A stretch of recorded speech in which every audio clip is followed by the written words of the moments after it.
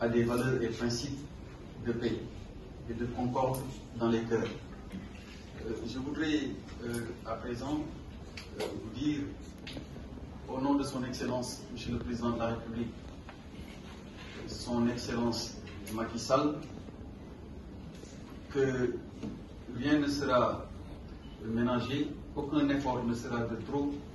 pour accompagner le comité national du pèlerinage de Popenguine pour la parfaite organisation de l'édition de cette année. Ce sont les instructions qu'il nous a données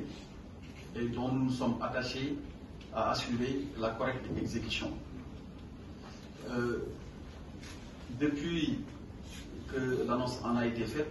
et les différentes réunions organisées à travers les CLD, CDD et CRD, il a assuré lui-même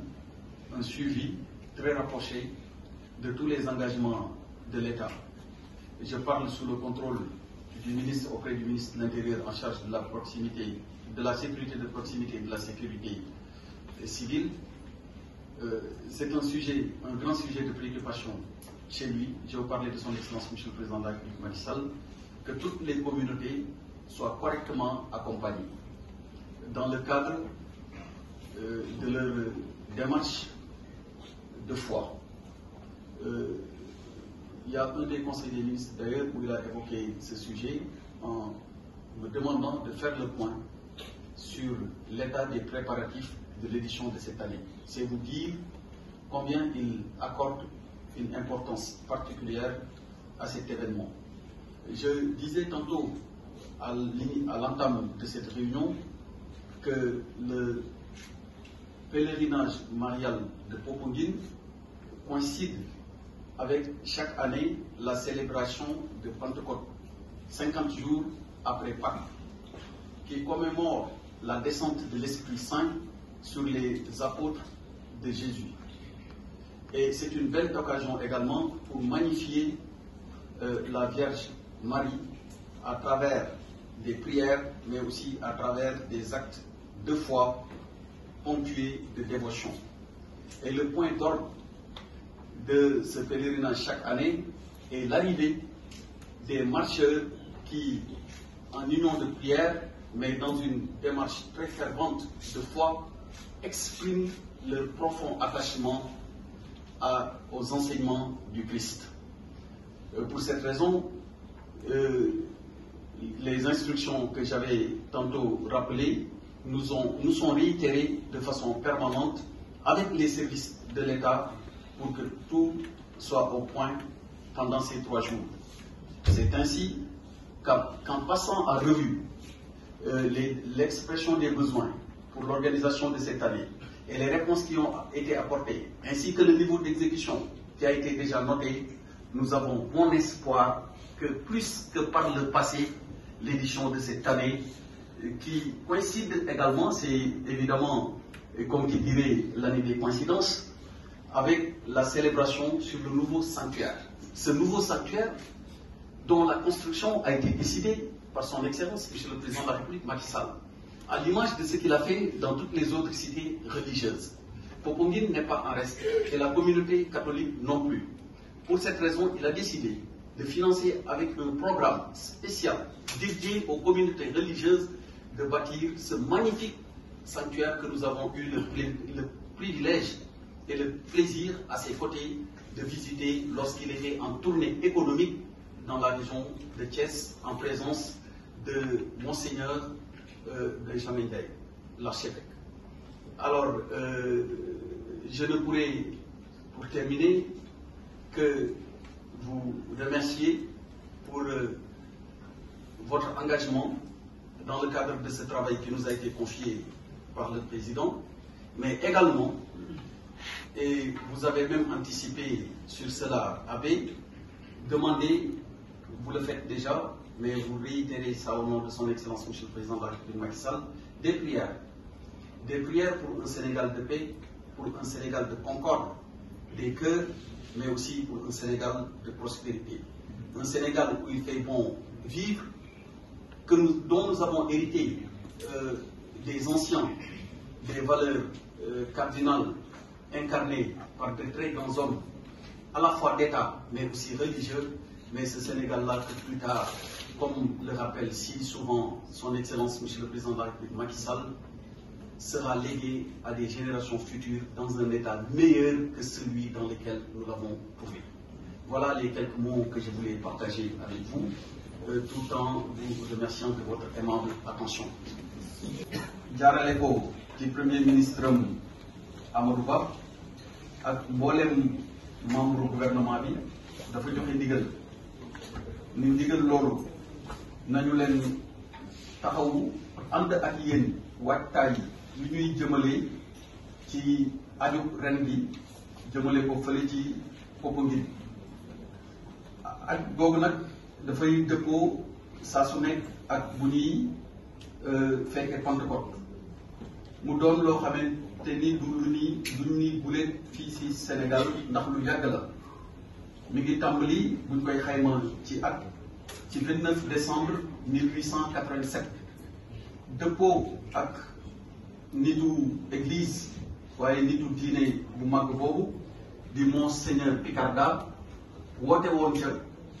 ngir jublu chrétien wu Sénégal yi waaye chrétien yi nga xamante ni dañu nekk ci sous-région bi am fu ñuy wéetalee seen borom ak di ko fa jaamoo ñu tuddee ko sanctuaire mu nekk fële ca Popenguine ak mu jot son excellence monsieur le président de la République Macky Sall digal ñu ànd ceeg yéen waaye aju ren googu dafa dëppoo ak ñu nar a daloo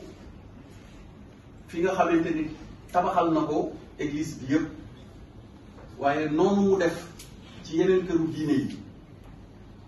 ci Sénégal ngir jàppale leen ci seen jaamu yàlla noonu it la taxawee ci wetu catholique Sénégal yi tabaxal leen li ñuy wooyee sanctuaire te ñu nar ko daloo ren yàlla dogal na weer yu néew ci ginnaaw bi mu nekkee ci tournée économique ci région Thiès demoon nañu ànd ak Monseigneur Benjamin Ndiaye ngir xool fu liggéey bi toll li jëm ci waajtaayu aju ren gi ci Popenguine bi ngeen defee réunion yi ca waroon ca sous préfecture ba ca préfecture ba ca gouvernance bi tey jaadu woon na ñu xool fan lañ toll ci li ngeen yittewoo soxla ko te état war cee taxaw ci seen wet ngir jàppandal ko ba bu ñu yeggee ca ñetti fan yi dëppoo ak xew-xew bi mu mën a mucc ay loolu moo doon solos ndajes tey bi biñ ko saytoo nag gis nañ ni lu ci bëri lu ci état bi warloo woon ak comité national pèlerinage bi tey abbé Sébastien Mamadou Diouf jiite ko lu ci bëri jot naa yemb li ci yembagul fi léegi ñuy yegg ci bis bi muy ñaar fukki fan ak juróom-ñaar ci weer bii ñu ne daañu ci dox ñaar fukki fan ak juróom-benn sax xañ na door a tegu ci ñaar fukki fan ak juróom-ñaar ba te juróom-ñett ba lépp lu ci war dinañ ci taxaw bu soobee yàlla ba ñu amee ko ni mu kawee suñu njort abbé wax nga léegi wax bu rafet wax bu dëppoo ak gis-gis église waaye dëppoo tamit ak gis-gisu l'islam ak gis-gisu diine yëpp ndax diine yëpp li ñu jàngale mooy jàmm diine yëpp li ñu jàngale mooy bennoo diine yëpp li ñu jàngale mooy ànd nekk benn jubloo benn jumuwaay mooy jëmale suñu réew kanam loolee nag ñu ngi ci leen di ci tàllal loxo jàngu bi yëpp kër jàngu bi yëpp tàmbalee ko ci ki nekk ci bopp bi di Monseigneur Benjamin Ndiaye ba yegg si yow mi jiite comité national bi di wax ni luñ ci ñaan doyul ndax loolu la suñu borom bëgg te Sénégal yàlla daf fi def lu am solo mooy ci cosaan dañu yàgg am ay nitu diine yu mag waaye tamit dañoo yàgg am ay nitu état yu mag ba tey mu yegg si ñi nga xamante ni ñoom la yàlla teg ci réew mi jiite ci wàllu adduna muy son excellence monsieur le président de la république Macky Sall waaye ci wàllu diine mu dëppoo daje ak jamono monseigneur Benjamin Ndiaye loole nag lii mbébét ak yéene ak liggéeyu président mu nekk ci saa su ne mooy wéyal ko gën koo suuxat ba bu ëllëgee ñi nga xamante ni ñooy génération future yi nar a ñëw di suñu ay doom ak suñuy sët fekkee Sénégal boo xamante ni Sénégal bu naat la Sénégal bu am xéwal la Sénégal bu am jàmm la Sénégal bu am dal la waaye Sénégal la bu ñuy continuer di ñee bu wuute ak la ñuy gis ci yeneen réew yi muy xat-xat ak yëngatu ak jafe-jafe loolu mooy li nga xamante ni mooy kaddu yi ñu yëkkati woon yi ñu waxoon ni dinañ ko yëkkati ci turu son excellence monsieur le président de la République Macky Sall ci turu premier ministre Amadou Ba ak ci turu membre du gouvernement bi ak ci sama présence su ministre auprès du ministre de l'Intérieur en charge de la protection civile mais également en charge de la sécurité de proximité di ñaan suñu borom mu yàggale ñu ci jàmm ci bis bi ñuy tëgmal ñu fekkee ko ak jàmm lépp lu ñu fa ñaan ngir Sénégal yàlla nangu ko ci jàmm ñëpp delluwaat seen kër ci jàmm ba déwén ak jàmm.